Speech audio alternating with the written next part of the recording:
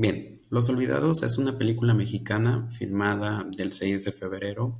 al 9 de marzo de 1950 en la Ciudad de México. Es una película en donde se narra a diestra y siniestra cómo un grupo de jóvenes agrupados en una pandilla delinquen, ocasionan violencia, roban y todo para satisfacer sus necesidades básicas, ¿no? Como un techo o como comer incluso.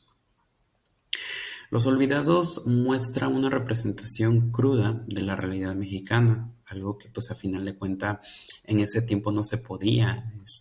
siquiera tocar esos temas, porque pues a final de cuentas no le convenía ni al gobierno ni a las grandes empresas. ¿En qué sentido? México en ese momento, estamos hablando de los 50, está creciendo económicamente y para crecer económicamente necesita de la inversión y necesita que todo el mundo le apueste a un país en donde se está industrializando y a un país que le está apostando a la modernización. Sin embargo, y lógicamente en ese escenario paralelo a ese crecimiento de bonanza, había un decrecimiento o quizás también un crecimiento paulatino de muchos grupos vulnerables a los alrededores. Lo que sucede actualmente y que también lo hemos seguido arrastrando, de eso desde los años 50, es que realmente las ciudades grandes, en el centro, todo marcha bien y todo se ve limpio, moderno, quizás hasta industrial, llamativo. Pero desgraciadamente a las afueras, a las zonas pues más alejadas del centro de cada ciudad y específicamente de mexicana,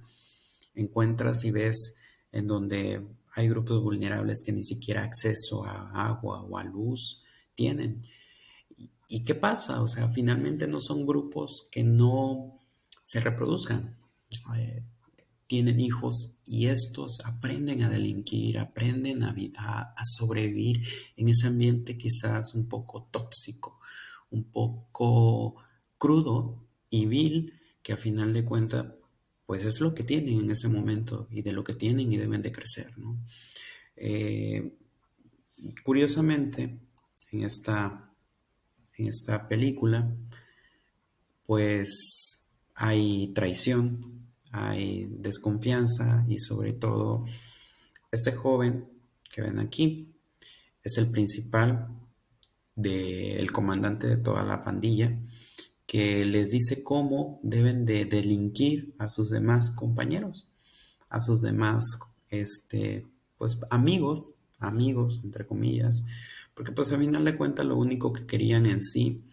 pues era vivir, vivir para comer, vivir para dormir, vivir para estar, simplemente, ¿no? Entonces, basándose en esa cruda realidad, él les dice cómo le deben de robar, por ejemplo, a esta persona discapacitada, y para eliminar quizás a otro tipo de líder que pueda hacer las cosas bien, obviamente elimina un líder a través de, pues, de agarrarlo a traición, matarlo, y pues a hacer a uno de estos su cómplice, a él, para pues callar esa verdad que habían eliminado a este muchacho que, bueno, también estaba con ellos en un inicio de la pandilla, pero luego decidió alejarse y se dedicó a su familia, se dedicó a trabajar, era albañil. Y bueno, pues este sujeto que lo habían agarrado en la correccional sale y se quiere vengar de este joven que les comento,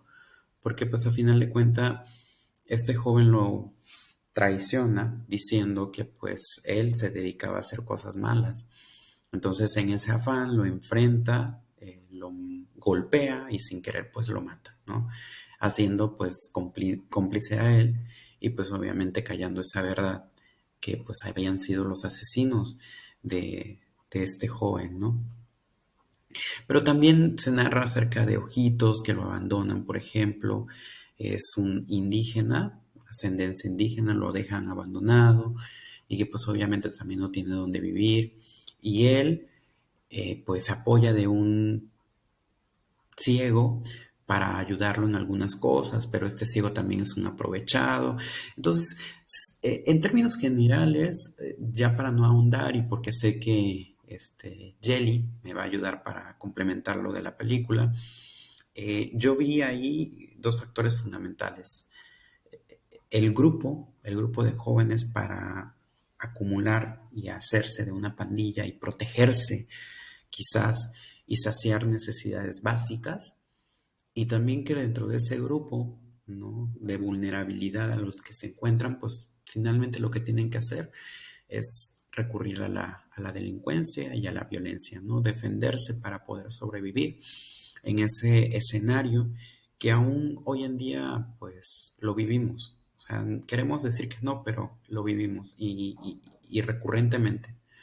En contextos quizás